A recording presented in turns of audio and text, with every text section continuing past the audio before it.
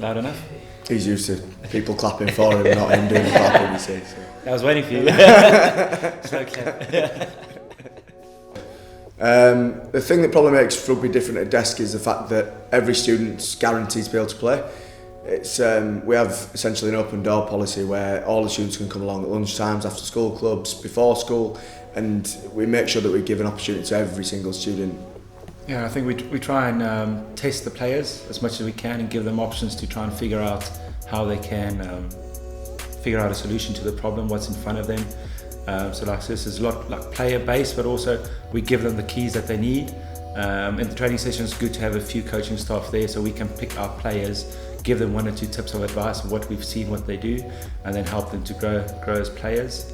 As you've probably seen before, we've got a lot of staff involved, so my server's come in and he's helping run our rugby development programme, so that's a programme where we pull some students out of lessons during the week. But then we also make sure that we try and put things on before, after and during school as well. So as we've already mentioned, the gym sessions in the mornings, they've been a real, if you like, growth area for us as a school because students who are interested have been able to come along. Lunchtimes we look at different skills, so we've got contact for girls, we've got attacking skills, we've got kicking and catching and so on. And then after schools again we've got the squad sessions.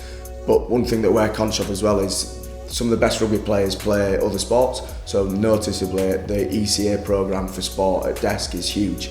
I think if you're a year 7 boy or girl, you can do a different sport on every single night of the week. So that's the support that the rugby players get, because they aren't just rugby players, they're sports people.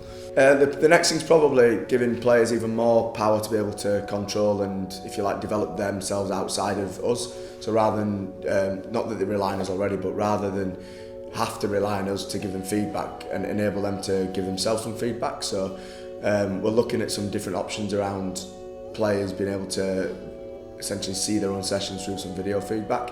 We pride ourselves on the way we play and not just the results, and that being the hardest people in the room makes a big difference. I think particularly there is a lot of good things going on at other schools as well, so the differentiating factor for us can be, are we putting in as much work as we can do or you can do as players, because as staff we're doing our best to support you, and for the students then it's just a case of making the most of those opportunities. One thing we speak about quite often is it's really cool to come to all these sessions, but if you're just turning up to be there, you're probably not going to get that much better.